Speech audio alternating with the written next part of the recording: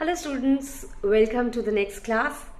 Let's get started and today we are going to do exercise 12.1 complete. I hope you've done the basics video. So let's get started. So let's see question number 2, first part. We have to identify the terms and their factors by tree diagrams. Let us see कि इसका क्या मतलब है. First part देखते हैं. First part में हमारे पास दो टर्म्स हैं. This is x minus 3, right? So we have two terms in this, x and -3, right? और -3 के आगे आप कह सकते हो कि -1 और 3 फैक्टर्स हैं, but you can also say that -3 is a factor. B part देखते हैं. बी पार्ट में हमारे पास है 1 + x square. So here we have 3 terms, right? कौन कौन सी 3 टर्म्स हैं? 1, x एंड एक्स स्क्वायर. अब इन दोनों के तो कोई फैक्टर्स नहीं है, लेकिन एक्स स्क्वायर के दो फैक्टर्स हैं, एक्स और एक्स, राइट? सो ये हमारा हो गया ट्री डायग्राम. लेट अस सी सी पार्ट. सी पार्ट में हमारे पास 2 टर्म्स हैं, राइट? कौन कौन सी? y और -y³.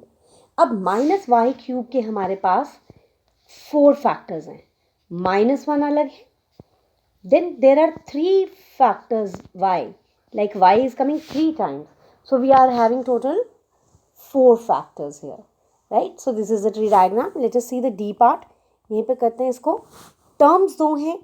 One is 5xy square and the second is 7x square y.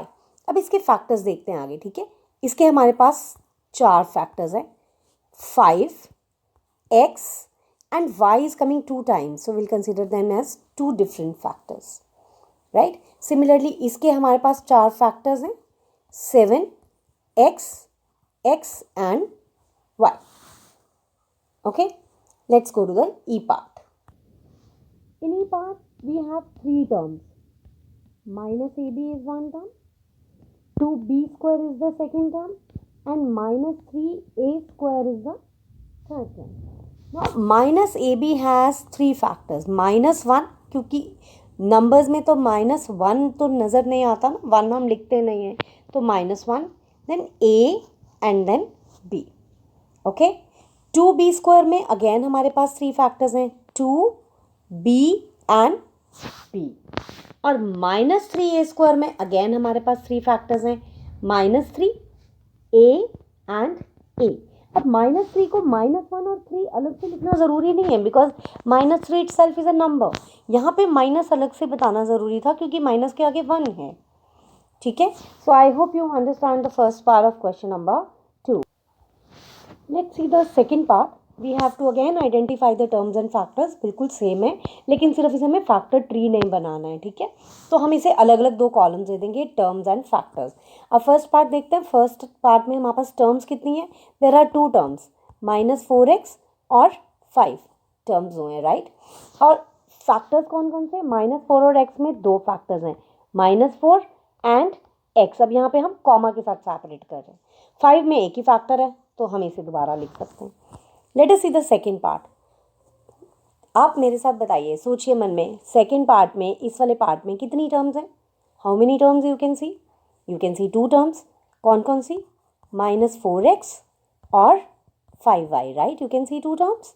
Now -4x के फैक्टर्स बताइए. हम ऊपर ऑलरेडी कर चुके हैं. -4 अलग आ जाएगा और x अलग आ जाएगा, राइट?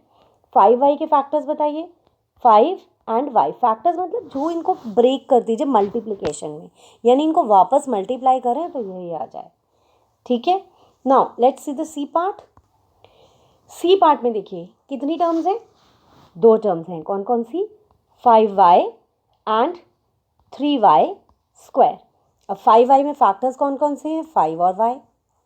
और 3y स्क्वायर में कौन कौन से फैक्टर्स हैं? 3 एंड y स्क्वायर को एक साथ नहीं लिखना, अलग अलग करके लिखना है, y एंड y. ओके, ये 2 फैक्टर्स हमारे पास हो गए. Now let us see the D part. Terms are 2xy and 2x square y square. E part हम अलग से दोबारा करेंगे, this is not E part. Now x y के फैक्टर्स बताइए, आप सोचिए एक बार, take 1 second and think about it. How many factors are there? 2. कौन कौन से? x and y. 2x square y square में कितने फैक्टर्स हैं सोचिए. 2 अलग हैं. x स्क्वायर को 2 पार्ट्स में लिखेंगे x and x. y square को 2 पार्ट में लिखेंगे y एंड y. राइट. तो पिछले पार्ट में हमने क्या करा था? पिछले पार्ट में इसी को हमने ट्री की फॉर्म में, मीन्स हमने ऐसे ऐसे करके किया था, है ना. इसमें हमने एक ही लाइन में कॉमा डाल के लिख दिया. So I hope you understand. Let's go to the E part. E part में टर्म्स कितनी हैं बताएं आप मुझे? 3 टर्म्स हैं, है ना. कौन कौन सी? 1.2 AB, -2.4 B एंड 3.6 A. अब इनके फैक्टर्स देखिए. Factors 1, 2, 3. There are 3 factors, 1.2 A and B. This has 2 factors, -2.4 and B. This has 2 factors, 3.6 and A. Right? So I hope you get this. Now you try to do G and H parts with me. Terms, we have 2 terms, 3 by 4x and 1 by 4, right? And factors 3 by 4 and x, and here it is only 1 by 4, right? Similarly in this we have h part, we have 2 terms, 0.1 p square and 0.2 q square, right? Now in this factors will be 0.1 p and p, okay? And here it will be 0.2 q and q. Right? So I hope this question is quite clear to you. It can come to you in the exam for 1 mark, right? And let's go to the next question. So in question number 3, we have to identify the numerical coefficients of the term. पिछले video में हमने discuss किया था numerical coefficients क्या होते हैं. पहली बात तो कोएफिशिएंट्स क्या होते हैं, फिर लिटरल कोएफिशिएंट्स क्या होते हैं, न्यूमेरिकल कोएफिशिएंट्स क्या होते हैं. ठीक है, मैं फिर से रिपीट करती हूँ. कोएफिशिएंट होता है जो जिसका कोएफिशिएंट हमें चाहिए उसको छोड़ के बाकी सब वो सब कोएफिशिएंट हो जाता है. ठीक है. और numerical means number, literal means ABC etcetera. अब हमको न्यूमेरिकल कोएफिशिएंट ढूंढना है अदर देन कांस्टेंट्स. जैसे कि फर्स्ट पार्ट में 5 तो कांस्टेंट ही है ना, तो इसका क्या ढूंढेंगे हम? तो फर्स्ट पार्ट में हम -3t² का न्यूमेरिकल कोएफिशिएंट देखेंगे which is -3. So -3 is the answer, right.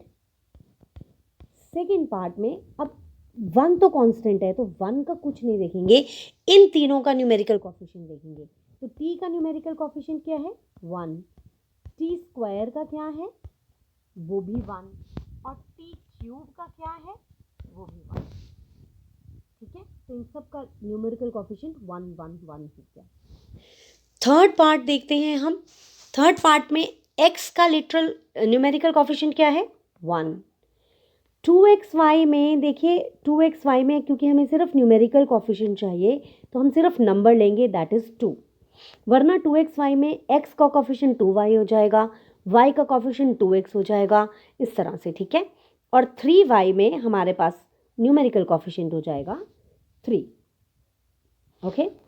Now बाकियों को हम वर्बली करते हैं बिना लिखे. 100m में क्या कोएफिशिएंट हो जाएगा? 100. और 1000n में, अब सोचो, मन में सोचो, 1010 में क्या कोएफिशिएंट होगा? I know you can do it. Yes, 1000. Very good. -p² q² में क्या कोएफिशिएंट होगा? It will be -1, right. और 7p³ में क्या कोएफिशिएंट होगा? 7. Very good. 1.2a का न्यूमेरिकल कोएफिशिएंट क्या होगा? 1.2. और 0.8b का न्यूमेरिकल कोएफिशिएंट क्या होगा? 0.8. Very good, perfect. 3.14 r² में न्यूमेरिकल कोएफिशिएंट क्या होगा? 3.14, राइट. 8th पार्ट पे आते हैं, उससे पहले मैं ज़रा इरेज कर लूँ, क्योंकि देखिए 8th पार्ट में अगर आप सिर्फ 2 आंसर दे देंगे तो वो गलत हो जाएगा. 8th पार्ट को पहले हमें सिंप्लीफाई करना पड़ेगा, और अभी तक कोई ऐसा पार्ट नहीं था जिसमें सिंप्लीफाई करना पड़े. तो 2l अलग टर्म हो गई, 2b अलग टर्म हो गई. अब 2l का न्यूमेरिकल कोएफिशिएंट होगा 2 और 2b का न्यूमेरिकल कोएफिशिएंट होगा 2। डू यू रिमेंबर ये क्या होता है? ये होता है पेरीमीटर ऑफ रेक्टेंगल, ओके। और ये क्या होता है? Area of circle, pi r square, right. Let us see the 9th part. ये इजी है। ये दो टर्म्स हैं, इसका हो जाएगा 0.1 और इस वाली टर्म का हो जाएगा 0.01। आई होप आपको अच्छे से समझ में आ रहा है। अच्छे से इसको करो मेरे साथ साथ। एनसीईआरटी की बुक लेके बैठो, नोटबुक और पेन ज़रूर लेके बैठो। अगर आपको समझ में आ रहा है स्टूडेंट्स तो वीडियो को लाइक ज़रूर करना है, okay. Very happy practicing. Like ज़रूर करना है वीडियो को। चलिए आगे बढ़ते हैं अब हम क्वेश्चन नंबर 4 पर। Let's see question number 4। Identify terms which contain x. आपको पहले तो आइडेंटिफाई करना है जिसमें एक्स है और फिर एक्स का कोएफिशिएंट बताना है, ठीक है। तो पहले तो हम सिर्फ आइडेंटिफाई करते हैं सभी में एक्स वाली टर्म्स कौन कौन सी हैं, ठीक है। पहले हम इतना काम करेंगे। फर्स्ट पार्ट में कौन सी है? Y square x. Second part में -8yx। थर्ड पार्ट में 1x। फोर्थ पार्ट में zx। यहाँ पे दो हैं, x और xy। यहाँ पर है 12xy स्क्वायर, यहाँ पे भी ये दोनों हैं। तो हमारा पहला काम तो हो गया आसान, इजी, विच कंटेन एक्स। इतना तो हम कर सकते हैं। अब हमको कोएफिशिएंट भी बताना है एक्स का, और ये मेंशन नहीं है कि न्यूमेरिकल या लिटरल, तो सारा बताएंगे, ठीक है। फॉर एग्जांपल फर्स्ट पार्ट में वाई स्क्वायर एक्स में एक्स का कोएफिशिएंट क्या है? Y square. मीन्स कोएफिशिएंट क्या होता है? एक्स को छोड़ के बाकी सारा उस टर्म में। प्लस वाई नहीं करना है यहाँ पे, ये प्लस वाई नहीं करना है, ये गलत हो जाएगा। सिर्फ इस टर्म में बताना है हमको, और साथ में कोई नंबर है तो वो भी बताना है, बट यहाँ 1 है तो हम नहीं बताएंगे। सेकेंड पार्ट में अब आप बताओ -8yx में x का कोएफिशिएंट क्या होगा, यानी x को छोड़ के बाकी सब। सोचो, सोच लिया? Yes, very good. I knew that you will do it. -8y, very very easy. Third part में बताइए x का कोएफिशिएंट क्या है? 1, वेरी इजी।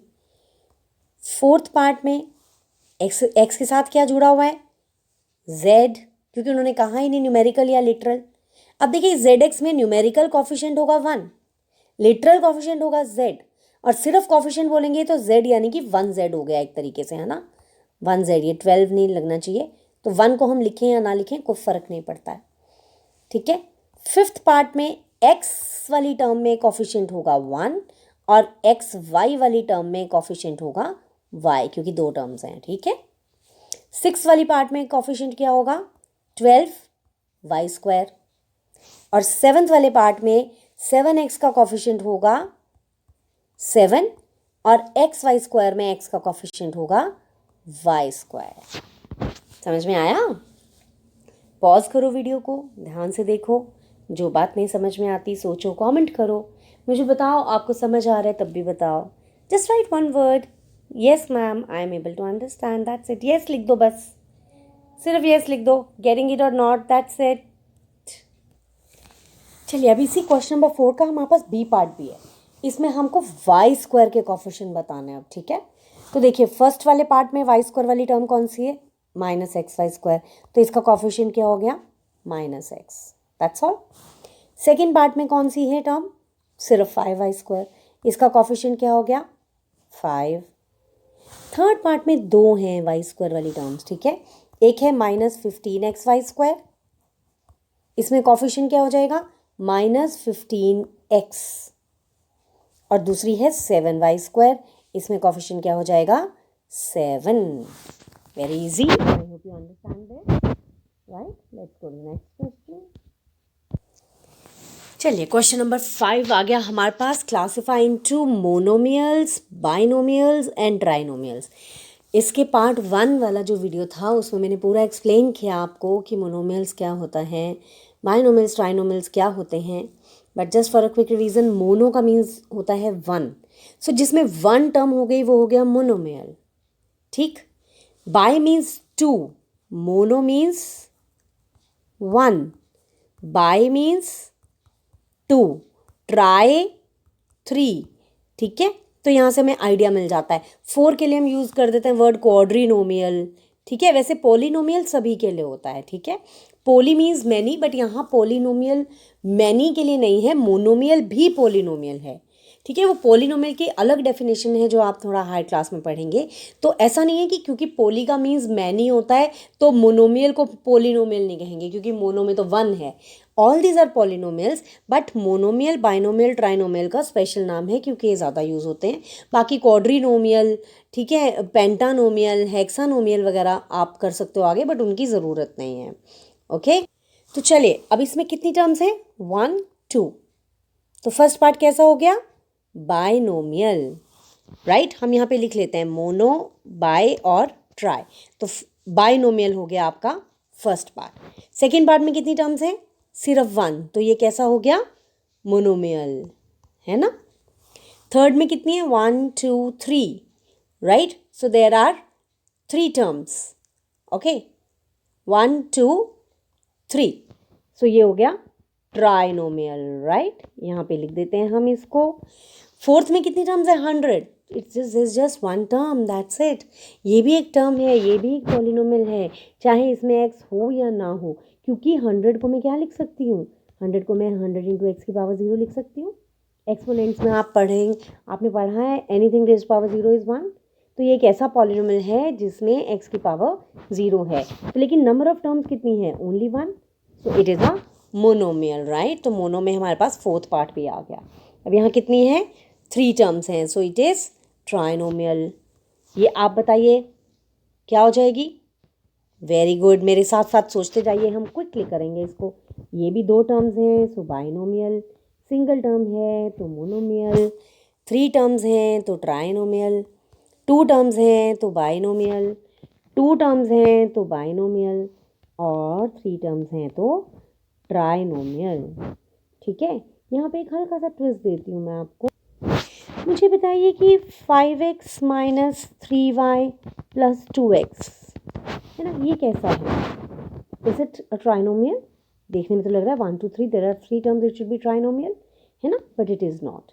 आपने क्या करना है एग्जाम में, आपने ध्यान देना है, आपने इसको सॉल्व करना है, सॉल्व होता है क्योंकि हम आगे सीख लेंगे सॉल्व करना, अभी तक हमने सीखा नहीं है, तो एग्जाम में तो आ जाएगा ना आपको। 5x प्लस 2x कितना हो गया, 7x माइनस 3y, और अब ये क्या बन गया, अब ये बाइनोमियल बन गया, है ना। इसी तरह का एक और आप नीचे 2 इंटू एल प्लस बी, अभी हमने किया था ना, ये कैसा है, इज इट मोनोमियल और बाइनोमियल। वैसे तो देखा जाए एक ही टर्म है सिर्फ इसमें, ये सारी सिंगल टर्म है ना। इस पूरी टर्म के आगे पीछे प्लस माइनस तो है ही नहीं कहीं पे, तो ये तो मोनोमियल होना चाहिए। But if I open it I get 2l plus 2b, therefore it is what, it is binomial. Alright, I hope you get it. Question number 6, state whether a given pair of terms is of like or unlike terms. ये भी हमने basics वाले part में किया, part 1 वाला video आपने ज़रूर देखना है बेटा, बेसिक्स वाला, ठीक है। This is part 2 of the video. तो लाइक और अनलाइक टर्म्स, जैसे कि नाम से पता चल रहा है, लाइक मतलब एक जैसी, सिमिलर, अनलाइक मीन्स डिफरेंट। तो देखते हैं, आपको एग्जांपल से क्लियर हो जाएगा। 1 and 100 दे आर लाइक, क्योंकि दोनों में वेरिएबल नहीं है, दोनों में they do not contain x और वाई एक्सेट्रा, इनमें कुछ भी नहीं है, तो yes these are like terms, ठीक है। अब इसमें ये भी एक्स वाला नंबर है, ये भी एक्स वाला नंबर है, तो yes these are like terms. अब यहाँ पे देखिए, ये x वाला है, ये y वाला है ना, बेशक दोनों का कोफिशिएंट सेम है। देखो मैं यहाँ पे बोलती हूँ कि फर्स्ट सेकंड पार्ट में मैं बोलती हूँ -7 x यानी कि सेम है, और 5/2x, तो x की बात हो रही है ना। सपोज मैं कहती हूँ 7x यानी 7 एप्पल्स और फिर 5 एप्पल्स, तो एप्पल्स और एप्पल्स को आप प्लस कर सकते हैं ना, 7 + 5 12। अगर मैं कहती हूँ 7 एप्पल्स और 7 ऑरेंज, अब यहाँ पे बेशक 7 और 7 सेम है, but it's not going to help us, right. इसलिए आगे वाला ये चीज़ सेम होना चाहिए। तो यहाँ पे -29 सेम होने से कुछ नहीं होगा, तो इसका आंसर नो हो जाएगा, a big no for third part, ठीक है। थर्ड पार्ट के लिए नो आंसर आ जाएगा। फोर्थ देखते हैं, एक्स वाई वाई एक्स, देखो थोड़ा सा घुमा के दे दिया, तो हमने करी होगी थोड़ी क्लासेस में property, a into B same as b into A, तो एक्स वाई और वाई एक्स तो एक ही बात हुई ना बच्चा, तो ये यस हो जाएगा। m² p और mp², देखने में भाई भाई लग रहे हैं, बट ये है नहीं, है ना, दे आर नॉट। ये m में स्क्वायर है, यहाँ पे 1 पावर है, यहाँ p में 1 पावर है, यहाँ 2, तो इसका आंसर क्या हो जाएगा, no, right. And the last one ये एक्स जेड है, ये x square z square, obviously again the answer will be no. Very easy, very interesting. ये सारे जो हैं आपको 1 मार्कर्स के लिए, एमसीक्यूज के लिए, ट्रू फॉल्स के लिए, जो शुरू में आपके क्वेश्चंस आते हैं शॉर्ट आंसर टाइप, उसके लिए आपके लिए इंपॉर्टेंट है। ओके, चलिए जी, तो हमारे लास्ट क्वेश्चन पे identify the like term same है, लेकिन इसमें पूरे में बहुत सारे पेयर सेट्स हैं लाइक टर्म, हमें वो आइडेंटिफाई करने। ठीक है, जैसे अब ये है माइनस एक्स वाई स्क्वायर, तो ऑरेंज कलर है, मैंने लिया माइनस एक्स वाई स्क्वायर का। इसके जैसी और ढूंढते हैं, इसका भाई कहाँ पर है ना, ये कुंभ का मेला है, उसमें खो गया इसका भाई, ढूंढते हैं ढूंढते हैं। ये वाई एक्स स्क्वायर है, इट्स नॉट सेम।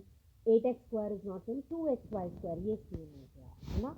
तो minus x y square and 2x y square हमारी लाइक टर्म्स हो गई। ठीक है, इसके अलावा अब और कहीं पे भी एक्स वाई स्क्वायर नहीं है, अब एक्स स्क्वायर वाई है। ठीक है, चलिए अब हम पेन का कलर चेंज करते हैं। -4y(x²), इसका भाई ढूंढते हैं। x² Y x square Y, ये बैठा है यहाँ पे, देखो ये वाई x² है, ये x² वाई, एक ही बात है ना, हमने अभी करा था, ये एक ही बात है। -4y(x²) और 20(x² वाई, ये भी लाइक टर्म्स हो गई हमारे पास। ठीक है, नेक्स्ट हो गया 8x², 8x² -11x² और 6x², ये 3 भाई जो है ना, बाकी सारे 2 थे।